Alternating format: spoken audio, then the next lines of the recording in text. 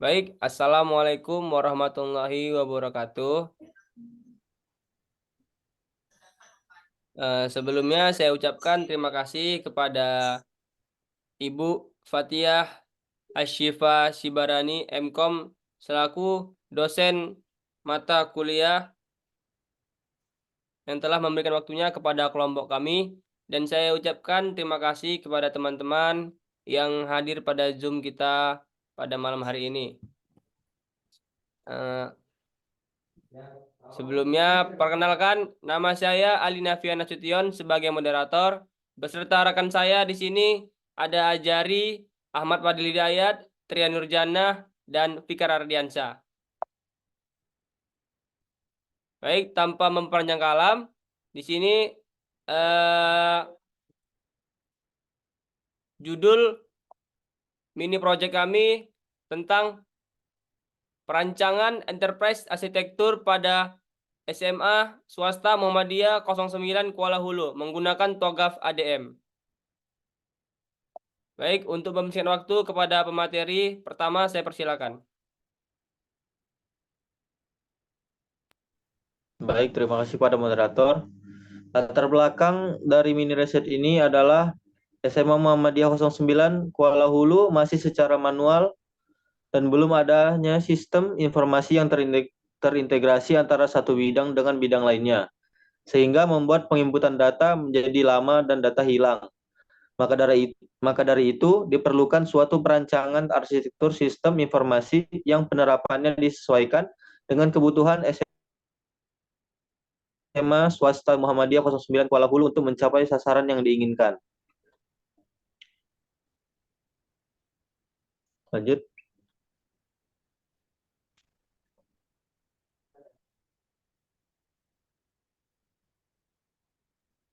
Nah, rumusan masalah dari ini adalah ada 3. Yang pertama adalah bagaimana tingkat pemanfaatan teknologi informasi atau sistem informasi di SMA swasta Muhammadiyah 09 Kuala Hulu saat ini. Yang kedua, identifikasi masalah pemanfaatan teknologi informasi atau sistem informasi di SMA Muhammadiyah 09 Kuala Hulu. Yang ketiga adalah tujuan untuk meningkatkan pemahaman dan pemanfaatan teknologi informasi atau sistem informasi di sekolah tersebut. Lanjut. Nah, tujuan penelitian mini riset ini adalah untuk meningkatkan pemahaman dan pemanfaatan teknologi informasi atau sistem informasi di SMA Muhammadiyah 09 Kuala Hulu. Sedikit saya jelaskan pengertian dari enterprise arsitektur. Enterprise arsitektur adalah kumpulan metode, prinsip, dan model yang membantu untuk mendesain dan merealisasikan struktur organisasi, proses bisnis, sistem informasi, dan infrastruktur pada perusahaan. Baik, saya kembalikan kepada moderator. Baik, terima kasih kepada Saudara Ajari Prawira. Kepada pemateri kedua, saya persilakan.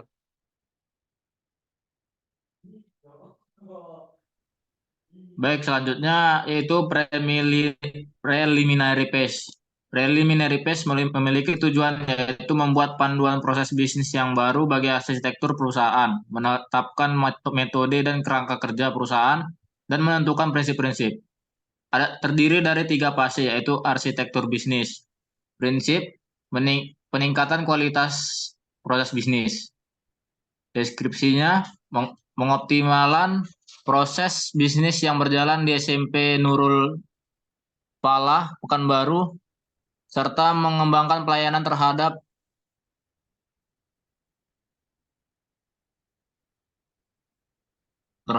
dan staf.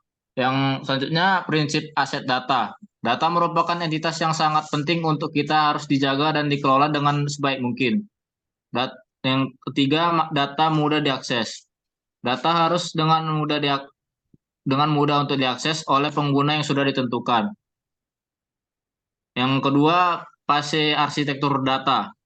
Prinsipnya, ketetapan data, deskripsi data harus real atau kebenarannya harus dapat dipertanggungjawabkan. Prinsip kedua, integrasi data. Deskripsinya, data yang dimiliki harus terhubung antar pengguna supaya proses bisnis dapat berjalan dengan baik. Prinsip ketiga, keamanan data. Data yang disimpan harus dijaga kerahasiaannya dari orang baru, orang atau sekelompok yang tidak bertanggung jawab. Prinsip keempat, kemudahan aplikasi. Deskripsinya, aplikasi yang dipakai harus mudah digunakan dan user-friendly terhadap semua pengguna. Fase ketiga, arsitektur teknologi.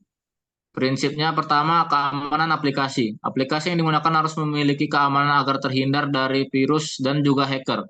Prinsip kedua, keamanan teknologi.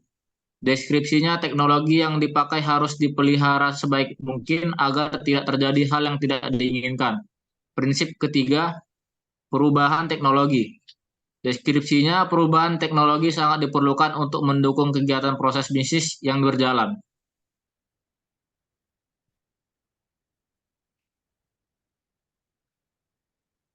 Selanjutnya, arsitektur vision. Pada fase ini, arsitektur vision memiliki fungsi untuk mendefinisikan seluruh kegiatan menggunakan value chain diagram yang ada pada SMA Muhammadiyah 09 Kuala Hulu. Analisa kegiatan proses bisnis yang ada pada SMA 5 Muhammadiyah 09 Kuala Hulu.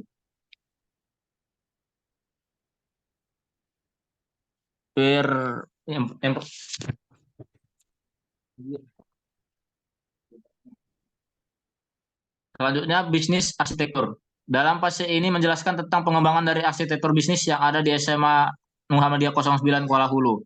Berdasarkan permasalahan yang terjadi pada SMA Muhammadiyah 09 Kuala Hulu, maka dapat dihasilkan beberapa desain arsitektur bisnis yang dapat dilihat pada gambar 3 di bawah ini. Yang pertama,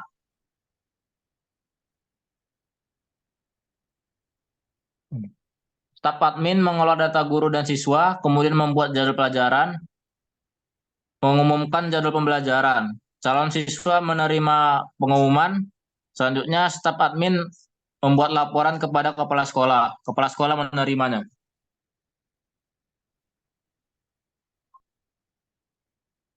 Baik, saya kembalikan kepada moderator. Baik, terima kasih kepada Saudara Fadil Hidayat. Selanjutnya, kepada pemateri ketiga, dipersilakan.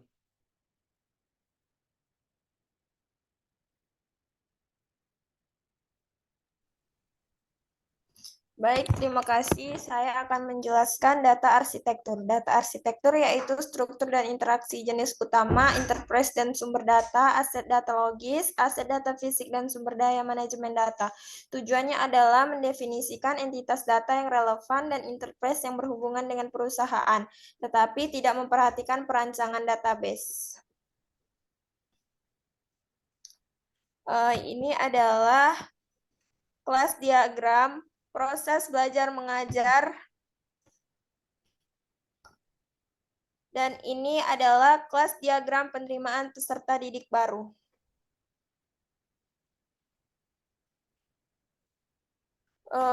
Application arsitektur. Yang pertama yaitu ada sistem informasi penerimaan peserta didik baru.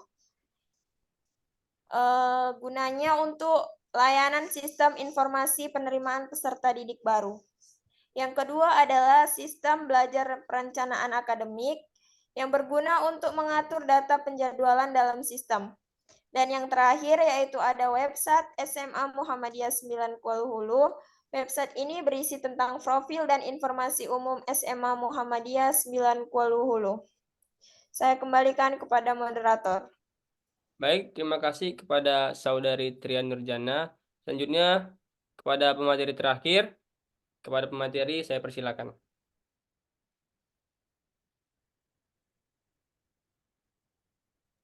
Terima kasih. Saya lanjutkan, yaitu ada teknologi arsitektur.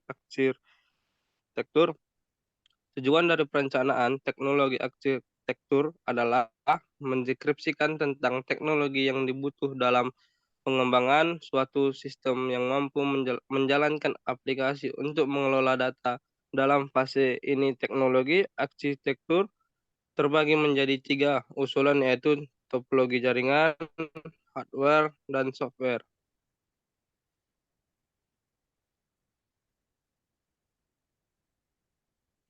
Ya, di sini adalah teknologi arsitektur. Yang pertama ada server 1 dan server 2 dan database. Nah, di sini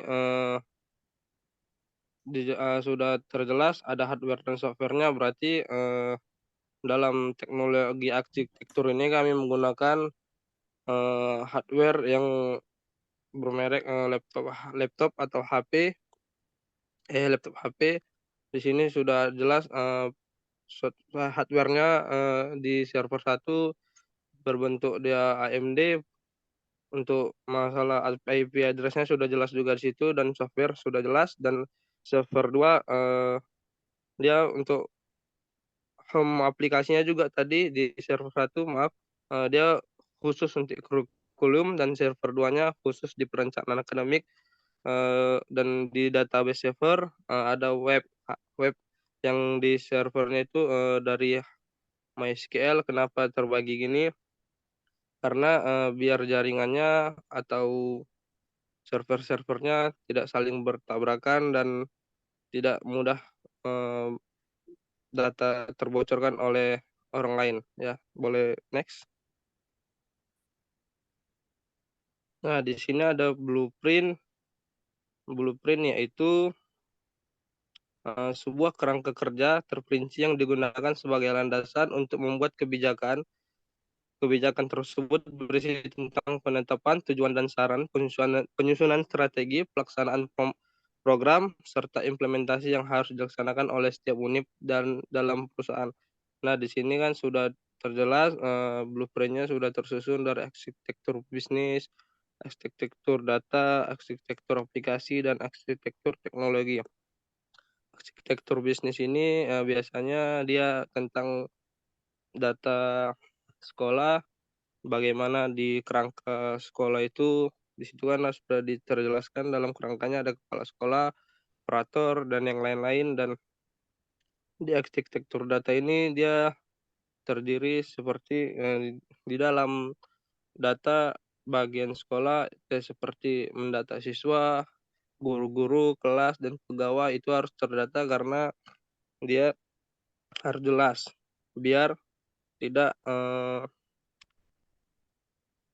sebenarnya tidak untuk terlalaikan atau terapakan lah seperti itu.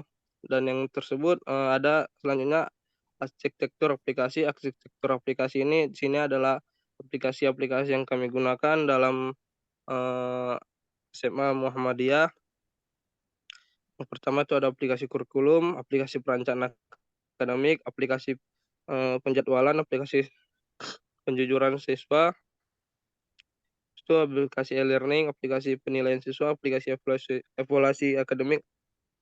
Nah, dalam aplikasi ini masih banyak juga yang masih kurang maksudnya untuk lebih untuk dievaluasi atau di pembaruan seperti itu agar lebih nanti akan dimajukan lagi seperti itu. Dan habis itu di sini ada aplikasi teknologi. Nah, aplikasi teknologi ini seperti ada server ataupun ruang PC ruang kepala sekolah, PC ruang tata usaha, PC ruang guru. Nah, server ini adalah yang mengatur semua jaringan di dalam PC ini untuk tidak mudah kebocoran data.